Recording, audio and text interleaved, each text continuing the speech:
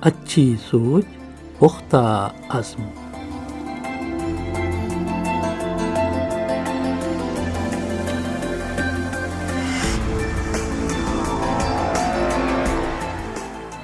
سامعین کرام، پروگرام کی تازہ قسط پیش خدمت ہے۔ مفید عادات کو اختیار کرنا۔ سامعین، مشکل حالات میں ان سب طریقوں کو آزمانا اتنا آسان نہیں ہوتا۔ فکر اور سوچ کے یہ تمام مختلف طریقے حفاظتی تدابیر کہلاتے ہیں۔ ہم غصہ کرنے سے پرہیز کی خاطر صبر کی ان مختلف قسم کی مفید عادات کو پرورش کرتے ہیں۔ یہ ہے مراقبہ۔ مراقبے کے لیے کوئی عادت اختیار کرنا، یعنی کوئی مفید چیز بطور عادت اختیار کرنا ہوتی ہے۔ اولاً تو ہمیں صبر کی مختلف قسموں کی مختلف توضیحات کو غور سے سننا چاہیے۔ اس کے بعد ہمیں ان پر غور و فکر کرنا چاہیے تاکہ انہیں سمجھ سکیں اور یہ دیکھ سکیں کہ کیا واقعی میں اس میں کچھ دانائی ہے۔ اگر ان کی کوئی تک بنتی ہے اور ہماری سمجھ میں آتی ہے اور ہمارے پاس ان پر عمل کرنے کی کوئی ترغیب بھی ہے تو ہم ان پر بار بار عمل کر کے اور ان کی مشق کر کے انہیں مفید عادت کے طور پر استوار کرنے کی کوشش کریں گے۔ یہ کام پہلے ان نکات کا جائزہ لینے سے شروع کیا جاتا ہے۔ ان نکات کا جائزہ لینے کے بعد سب چیزوں کو اس طریقے سے دیکھنا اور محسوس کرنا ہوگا۔ ہمیں اپنے تصور سے کام لے کر اپنے من میں ان حالات کی تصویر بنانا ہوگی۔ ہم کسی ایسی صورت حال کا تصور کر سکتے ہیں جس میں ہم اکثر غصے میں آ جاتے ہیں اور پریشان ہوتے ہیں۔ مثلا ہمارے دفتر میں کوئی شخص اس طرح کام کرتا ہے جو ہمیں پسند نہیں۔ سب سے پہلے اس شخص کو دیکھو جس طرح کہ وہ ہے، بطور ایک انسان کے جو خوش رہنا چاہتا ہے، نہ کہ ناخوش۔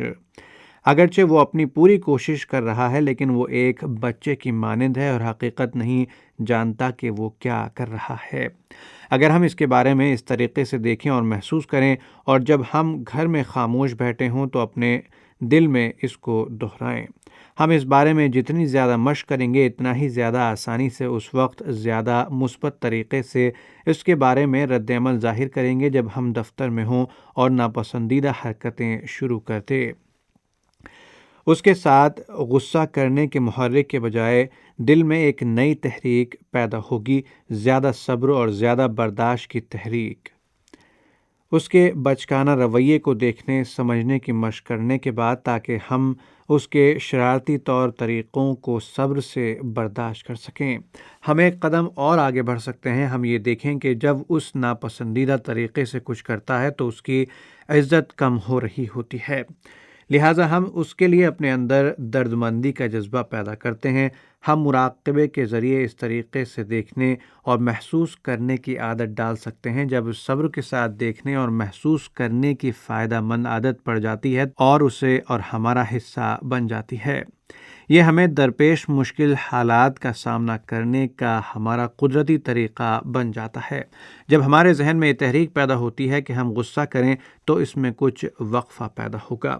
ہم فوراً رد عمل ظاہر نہیں کریں گے اور زیادہ مفید برتاؤ کرنے کی مثبت تحریک پیدا ہوگی۔ سوچ و فکر مراقبے کی بدولت مفید عادات پیدا کر کے ہم معاملات کو زیادہ صبر سے دیکھیں گے اور ان کے بارے میں زیادہ برداشت کا اظہار کریں گے۔ ہمارے ذہنوں میں زیادہ مثبت اور متبادل حل آئیں گے اور قدرتی طور پر ہم انہیں اپنائیں گے کیونکہ ہم چاہتے ہیں کہ ہم خوش ہوں اور یہ متبادل حل ایسے نتائج پیدا کریں گے۔ سامعین، ایسا کرنے کے لیے ہمیں ارتکاز کی ضرورت ہے۔ اسی لیے اسلام میں ارتکاز استوار کرنے کی خاطر کئی طریقے بتائے گئے ہیں۔ یہ طریقے محض ایک خیالی مشق کے طور پر نہیں ہیں سیکھے جاتے بلکہ انہیں استعمال کرنے کی خاطر عمل کیا جاتا ہے۔ تاہم محض ضبط نفس اور پابندی قاعدہ ہمیں منفی تخریبی رویے سے نہیں روک سکتے۔ اگر ہم محض ضبط نفس اور پابندی قاعدے سے کام لیں تو غصہ ہمارے اندر ہی رہے گا۔ ہم باہر سے تو بڑے مضبوط نظر آئیں گے، مگر اندر غصے کی آگ بھڑک رہی ہوگی جو ہمارے اندر ایک ناسور پیدا کر دے گی۔ لیکن اس کے برعکس اگر ہم یہ طریقے صحیح طرح استعمال کریں تو غصہ پیدا نہیں ہوگا۔ یہ غصے پر قابو پانے اور اسے اندر چھپائے رکھنے کا معاملہ نہیں، بلکہ یہ معاملہ ہے ان محرکات کے نعم البدل تلاش کرنے کا جو ہمارے ذہن میں ابھرتے ہیں، بجائے اس کے کہ منفی محرکات پیدا ہوں اور ہمیں انہیں اندر دبا کر ان سے نمٹیں، مثبت محرکات ابھریں گے۔ ایک بار جب ہم ایسا کرنے کے قابل ہو جائیں گے تو اپنی ترغیب کے مطابق ہم اپنے مسائل سے چھٹکارا حاصل کر سکتے ہیں اور مستقبل میں معاملات بدتر شکل اختیار نہیں کریں گے، یا ہمیں کسی طرح کا کوئی بھی مسئلہ درپیش نہیں ہوگا، یا ہم مضبوط ترین اور ترقی یافتہ ترغیب کی مدد سے اپنے خاندان، اپنے دوست، احباب، متعلقہ لوگوں کے لیے کوئی مسئلہ کھڑا نہیں کریں گے، اور ہم بھرپور طریقے سے دوسروں کی مدد کرنے کے قابل ہوں گے۔ ہم ایسا کر سکیں گے کیونکہ پریشان کن جذبات اور مسائل ہمیں محدود نہیں کریں گے۔ اس طرح ہم اپنی تمام صلاحیتوں کا ادراک کر لیں گے۔ تعلیم و تربیت کے چند اہم پہلو۔ سامعین، انسانوں کی تربیت کرنا، ان کی کارکردگی کو بڑھانا، انہیں اوپر اٹھانا، ان کی ذات کو زیادہ سے زیادہ مفید بنانا، ان کی خامیوں کو کم سے کم کرنا، انہیں اس قابل بنانا کہ وہ اپنی کمزوریوں پر قابو پا کر اپنے آپ کو کامیاب بنائیں، ہر دور میں معلمین، مصلحین اور مفکرین کی توجہ اور کام کا اہم نقطہ رہا ہے۔ یہ بھی ایک حقیقت ہے کہ انسان کے خالق نے انسان کو سیدھے راستے پر رکھنے کے لیے انبیاء کا جو سلسلہ قائم کیا، اس کی بڑی وجہ بھی انسان کی ذات کی اصلاح اور اس کی زندگی گزارنے کی بنیادی مہارتوں سے اسے آراستہ کرنا تھا۔ ہر پیغمبر کا یہ بنیادی فرض رہا ہے کہ وہ انسانوں کی اصلاح کرے، ان کی کمزوریوں کو دور کرنے کی سعی کرے، انہیں معاشرے کا مفید شہری بناتے ہوئے اپنے رب کا تابع فرمان بنائے تاکہ انسان دنیا اور آخرت دونوں میں کامیاب ہو، اسے دنیا اور آخرت دونوں میں عزت، سرفرازی اور سکون حاصل ہو اور وہ انجام میں بد سے بچ سکے۔ اصلاح نفس اور تربیت جہاں ایک داعی کا اہم ترین فریضہ ہے، وہیں ایک بڑا مشکل، صبر آزما اور حوصلے اور جرأت کا کام بھی ہے۔ اس ضمن میں چند اہم امور ایسے ہیں جو اگر داعی کی نگاہ سے اوجھل ہو جائیں تو نہ صرف مایوسی ڈیرا ڈالنے لگتی ہے، بلکہ بعض اوقات داعی کی تمام تر کوششیں الٹ نتائج کا باعث بنتی ہیں۔ اس مجلس میں چند ایسی ہی باتوں کی طرف اشارہ کرنے کی کوشش کی جا رہی ہے، اس یقین کے ساتھ کہ اگر ان امور پر نظر رکھتے ہوئے اصلاح کی کوششیں کی جائیں گی تو وہ نہ صرف زیادہ نتیجہ خیز ثابت ہوں گی بلکہ اس ضمن میں پیش آنے والے مسائل کو بھی کم کرنے کا باعث بنیں گی۔ انسان خوبیوں اور کمزوریوں کا مجموعہ ہے۔ سامعین، قرآن کریم میں جہاں انسان کی عظمت کا اقرار و اظہار ہے، وہیں اس کی بعض کمزوریوں کی بھی نشاندہی کی گئی ہے تاکہ دونوں پہلو سامنے رہیں۔ ایک طرف اس امر کا اظہار ہے کہ لقد خلقنا الانسان فی احسن تقویم، ہم نے انسان کو بہترین صورت میں پیدا کیا ہے، تو دوسری طرف قرآن اس بات کی طرف بھی اشارہ کرتا ہے کہ وَخُلِقَ الْإِنسَانُ ضَعِيفًا، اور انسان کو طبعی طور پر کمزور پیدا کیا گیا۔ انہو کان ظلوما جہولا، بے شک انسان ظالم بھی ہے اور جاہل بھی۔ اولم یر الانسان انا خلقناہ من نطفۃ فاذا ہوا خصیم مبین، کیا انسان نے انہیں نہیں دیکھا کہ ہم نے ان کو نطفے سے پیدا کیا پس وہ کھلا جھگڑالو بن گیا۔ ایک طرف قرآن انسان کی عظمت کا اقرار اس طرح کرتا ہے کہ انی جاعل فی الارض خلیفہ، بے شک میں زمین میں اپنا خلیفہ بنانے والا ہوں، اور دوسری طرف انسان کی اس کمزوری کی بھی توجہ دلاتا ہے وَلَقَدْ عَهِدْنَا إِلَىٰ آدَمَ مِن قَبْلُ فَنَسِيَ وَلَمْ نَجِدْ لَهُ عَزْمًا، اور تحقیق ہم نے اس سے پہلے آدم علیہ السلام سے عہد لیا لیکن وہ بھول گیا اور ہم نے ان میں عزم نہیں پایا۔ کہیں اس بات کا تذکرہ یہ ہے کہ الذی خلقک فسواک فعدلک، جس نے تمہیں پیدا کیا، درست کیا اور ٹھیک ٹھیک متناسب بنایا، اور کہیں یہ کہا گیا ہے کہ وکان الانسان عجولا، اور بے شک انسان بڑا جلد باز ہے۔ وکان الانسان کفورا، اور انسان واقعی بڑا ناشکرا ہے۔ وکان الانسان قتورا، واقعی انسان بڑا تنگ دل واقع ہوا ہے۔ سامعین، کسی بھی مصلح کے لیے اور بالخصوص جو افراد قیادت کے منصب پر فائز ہوتے ہیں ان کے لیے اس بات کا سمجھنا بہت ضروری ہے کہ ہر انسان، خواہ وہ بڑا ہو یا چھوٹا، تعلیم یافتہ ہو یا ان پڑھ، قائد ہو یا کارکن، حتیٰ کہ کسی نیکی یا شر کے کام کا علمبردار ہی کیوں نہ ہو، اس میں خوبیاں بھی ہوں گی اور کمزوریاں بھی۔ خوبیوں اور کمزوریوں کے تناسب میں فرق ہو سکتا ہے، لیکن یہ بات ہر حال میں یہ حقیقت ہے کہ کمزوریوں اور خامیوں سے پاک صرف اللہ کی ذات ہے، وہ خالق کائنات ہے۔ سبحان اسی کی صفت ہے اور وہ اپنی اس صفت میں یکتا ہے۔ اپنی ذات میں ہر خامی، کمزوری اور عیب سے پاک صرف اللہ بزرگ و برتر کی ذات ہے۔ انسانوں میں جو جتنا زیادہ اپنے آپ کو غلطیوں سے پاک رکھتا ہے وہ اتنا ہی اللہ رب العالمین کو محبوب ہے۔ انبیاء کی معصومیت بھی ان معنوں میں ہے کہ اگر کبھی بشری کمزوری کی بنا پر ان سے کوئی غلطی کا صدور ہونے لگے تو اللہ رب العالمین خود ان کی حفاظت فرماتا ہے اور انہیں اس غلطی سے بچا لیتا ہے یا ان کی اصلاح فرما دیتا ہے۔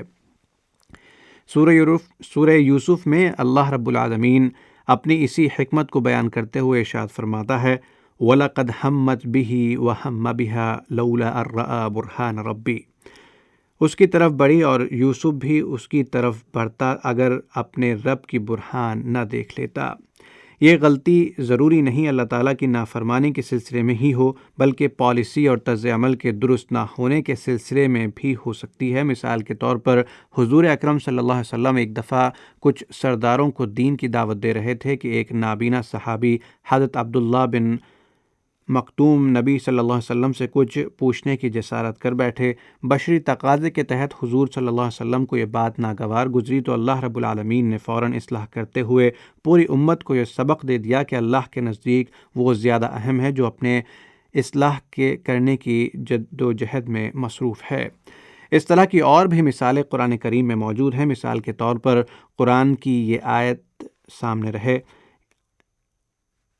ایھا النبی لم تحرم ما احل اللہ لک، اے نبی صلی اللہ علیہ وسلم جو چیز اللہ نے آپ کے لیے حلال کی ہے آپ اس سے کیوں کنارہ کشی کرتے ہیں؟ عفا اللہ عنک لم اذنت لہم، اللہ آپ کو معاف کرے آپ نے ان کو کیوں اجازت دی؟ صحابہ میں حضرت عمر رضی اللہ عنہ کی مثال کو سامنے رکھیے۔ ان کا مقام و مرتبہ یہ ہے کہ حضور صلی اللہ علیہ وسلم نے فرمایا کہ اگر میرے بعد کوئی نبی ہوتا تو وہ عمر ہوتا، لیکن اللہ نے نبوت کا سلسلہ میرے اوپر بند کر دیا ہے۔ حضرت عمر رضی اللہ عنہ وہ ہیں کہ جن کی رائے کے درست ہونے کی تصدیق کی گئی کئی مرتبہ خود اللہ تعالیٰ نے کی ہے، لیکن ذرا غور کیجئے کہ جب حضرت عمر تورات کے چند اوراق کے لیے نبی کی خدمت میں حاضر ہوئے تو بارگاہ رسالت سے انہیں کیا جواب ملا۔ اسی طرح جب جیش اسامہ کے بارے میں حضرت عمر رضی اللہ تعالیٰ عنہ نے خلیفہ وقت کو قائل کرنا چاہا تو حضرت ابو بکر رضی اللہ تعالیٰ عنہ نے انہیں کتنا سخت جواب دیا، اور وقت نے یہ ثابت بھی کر دیا کہ خلیفے کی بات درست تھی۔ حضرت حاتب رضی اللہ عنہ کا خط والا واقعہ بھی ذہن میں رہنا چاہیے۔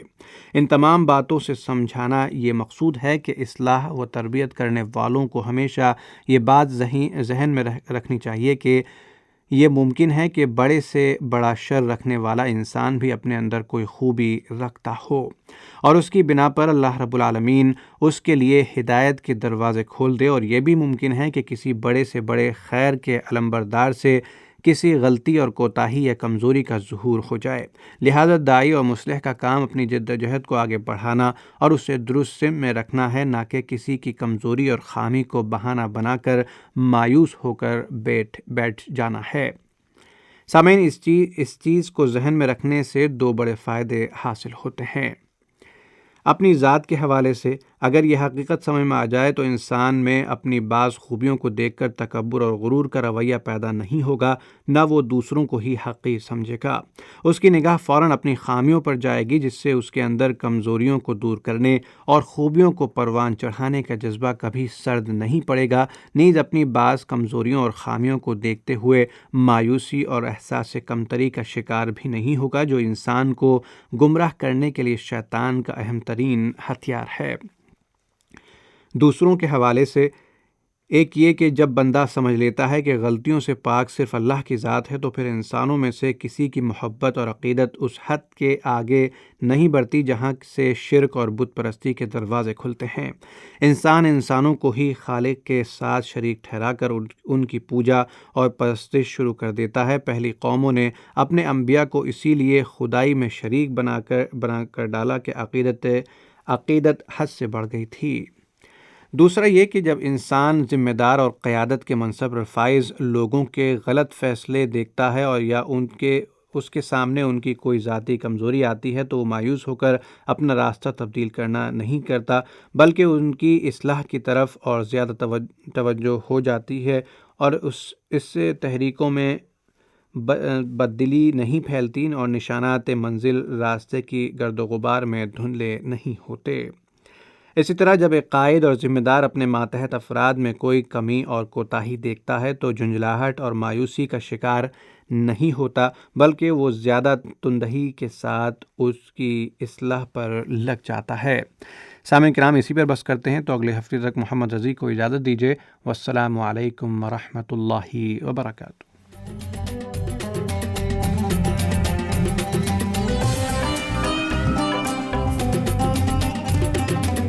سعودی عالمی اردو نشریات